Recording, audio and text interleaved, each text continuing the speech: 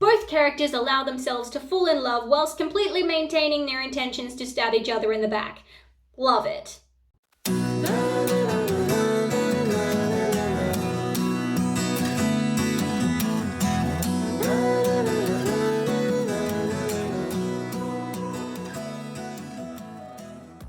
What's up, book nerds? I'm Lucky's Universe, and in this week's video, I'm going to be talking about the only thing that maintained my will to live in 2020, books.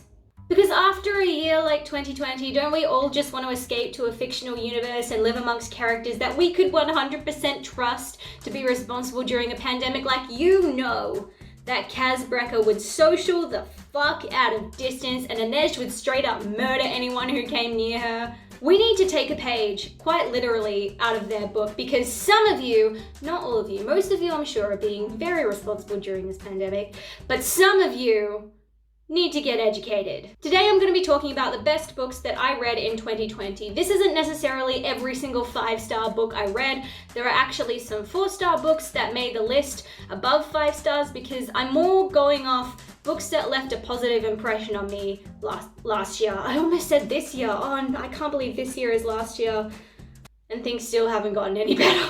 All right, let's get into it. So first up is The Six of Crows duology by Leigh Bardugo. This is a YA fantasy series about a cast of characters who band together to pull off a seemingly impossible heist, and bitch, who gave these characters the right to punch me in the face and call me a simp? I was apprehensive about these books at first because I read the first Grisha trilogy book by the same author earlier, like a couple of years ago, and I really didn't vibe, but what an improvement. This series just has better writing, better characters, just better everything. Before this year, I wasn't a fan of multiple POVs because I felt that if you're constantly switching between characters, you don't get enough time to fully develop or like connect with each character, but the author does a really good job of not only developing each character individually, but also working on their group dynamic. I enjoyed the sequel, Crooked Kingdom, a lot more than the first one, but it really depends on what you like.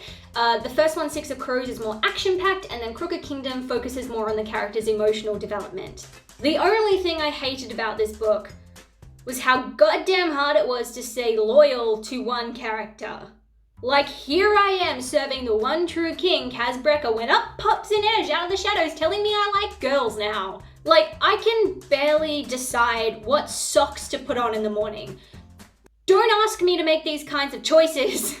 Next on the list is The Night Circus by Erin Morgenstern.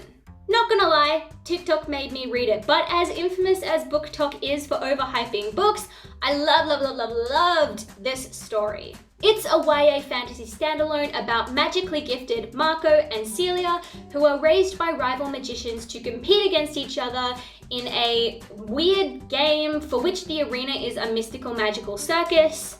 Throughout the story, neither the main characters nor the readers really know what the game is, how you're supposed to play, how to win it, and Marco and Celia don't even know that they're opponents. It's basically enemies to lovers, except the enemies don't know that they're enemies. If you read the reviews, people either love or hate this book. If you're someone who likes the plot and the world to be fully explained or to have complete plot resolutions, this might not be your thing. The writing plays around with a lot of extended metaphors that can be really tricky to follow at times, and the style of writing harks back to an old fairy tale-like tone, so if that's not your thing, no worries. If you want to hear me go into more depth about The Night Circus, go check out my literary analysis, which I'll link up here. After reading The Night Circus, I was infected with the Erin Morgenstern bug and went straight onto her adult fantasy standalone, The Starless Sea. If I thought The Night Circus had a complicated writing style, this book was like the author picked up every single literary technique and just threw it onto the pages, but it somehow arranged itself into a good story. The Starless Sea is about a university student named Zachary who discovers a book with his life story in it, and that leads him to the discovery of an underground library labyrinth thing in which everything that has ever happened has been written into books, but the library is sort of falling into disrepair and is in a state of turmoil. Zachary has to embark on a dangerous adventure with mysterious strangers Mirabelle and Dorian. And that's about the extent of the plot I can explain, because this book was a mindfuck if I ever experienced one. First up, LGBTQ plus protagonist and romance. As a fantasy reader, I know it is so hard to find fantasy stories, especially adult fantasy. YA has a little bit more diversity now, but it's so hard to find fantasy stories that have LGBTQ plus characters that are the main characters. They're almost always side characters. So props to the author for getting a bit more diversity in there. Second up, this book just appeases my literature student soul, just like the style and all the references, just chef's kiss, really. Switching it up, we have an adult thriller series, Killing Eve. Most of you have probably either watched or at least heard of the TV show, but I decided that I wanted to read the books before watching the show. The Killing Eve series is about a Russian hitwoman named Villanelle and her growing romantic obsession with the ex-MI5 agent Eve, who is trying to hunt her down. Each book is only about 200 pages long, so it was super easy to read. In the first and second book, we're in third-person point of view and get to hear from both Eve and Villanelle's perspectives, and then in the third book, we switch to first-person point of view and just get Eve, which surprised me at first. I thought it was a very brave, bold, stylistic choice, but it grew on me. The writing isn't poetic or lyrical at all. It's very blunt and to the point, which I think suits both of the women's characters very well. The author did a great job of establishing a relationship between Villanelle and Eve before the two characters even met in person. I liked that it showed that even between corrupt governments and assassinations and being on the run, Eve and Villanelle still went through normal relationship crap. I think it really helped to strengthen their relationship, and also goats. Just like no context, just trust me. Goats. This book, amongst others, has led me to realize that I have a very specific fictional type. I mean, we all like characters with swords, right? Like swords, knives, just skilled fighters. They can be rogues who learn from the streets, a palace guard, military commanders, the commanders. But I've learned that my type of fighter has narrowed to one very dangerous point. Assassins.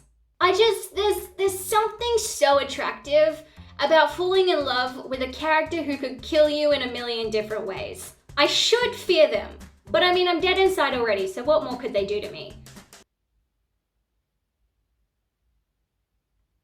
Bringing us back to fantasy, we have two adult standalones, both by the same author, Bridget Collins, The Binding and The Betrayals. The Binding is about a boy named Emmett who has the ability to bind people's memories into books, and once someone's memories have been bound, they cannot access those memories again until they read their book.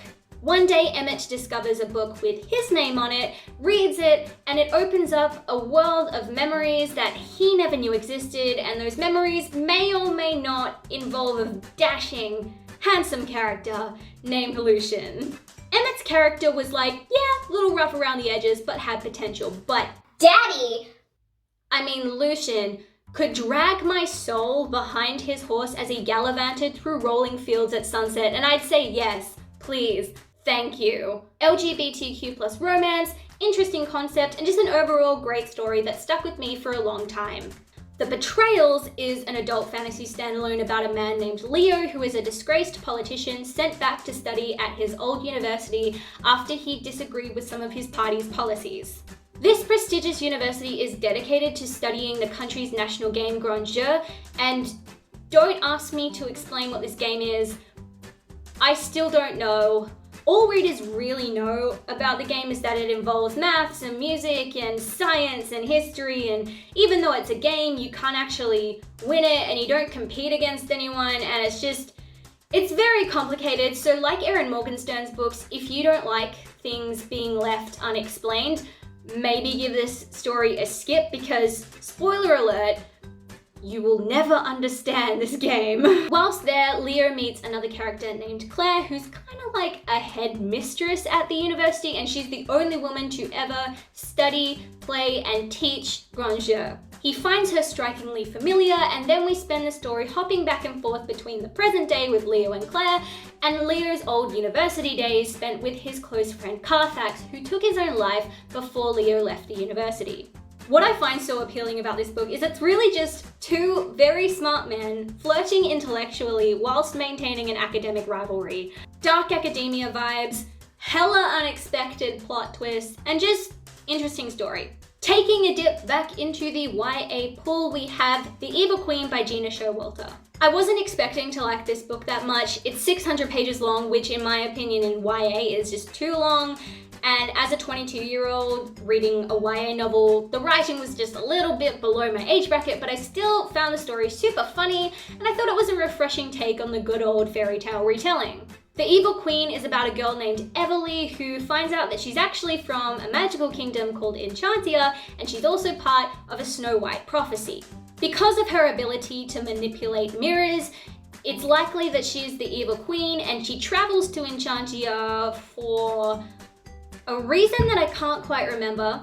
And then she meets all the other characters who all play their own roles in the Snow White prophecy, and then the story is about Everly deciding to be between like her dark side and the good side, just, you know, your typical good versus evil internal struggle. The reason I liked this book was because we had a main character who was both the protagonist and the antagonist. The story was pretty cheesy and basic at times, but I think that's what made it so funny, and I had a good time just internally groaning and yelling at the characters for making dumb decisions. The downside to this book was that I think it had too many characters. It might have been better if we had multiple POVs, but since the story is only from Everly's perspective, there are a lot of characters that don't get much page time, but we're still expected to get attached to them. I didn't like that all the characters were introduced at once. So Everly arrives in Enchantia and immediately meets all of the characters, and there's like 6 or 7 of them all in one scene interacting together. Let me put it this way, in the real world, if you are introduced to 7 strangers for the first time, talk to them all together for roughly 5-10 minutes and then leave, what is the likelihood of you remembering all of their names? It's the same with characters. I found that in this book I couldn't place faces and names, and I couldn't remember who was what species or what the relationships were between the characters. A helpful tip when introducing multiple characters is go one by one.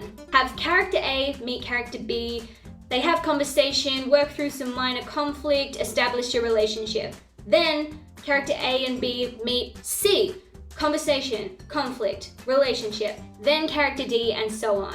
It's usually best if this happens over a couple of chapters, and then readers get time to establish a connection with each character individually and get attached to them. The wild card for this year was The Long Way to a Small Angry Planet by Becky Chambers. What a surprise, really. I picked this book up because I've been wanting to read more sci-fi, and like, dude, it hit me hard. This is an adult sci-fi novel about an eclectic crew of characters aboard a spaceship whose job is to tunnel through space. In short, there's a lot of complicated science stuff that went over my head, but that's the long and tall of it.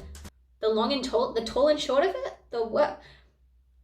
I don't know what that phrase is. Moving on. The reason this book stayed with me was the diversity. Because in this fictional universe, it's not only made up of humans who fled a dying Earth, but a multitude of species from various different galaxies. And it appeared to me that the author was using the interactions between the different species on the spaceship as an analogy for how racial minorities are treated today on Earth.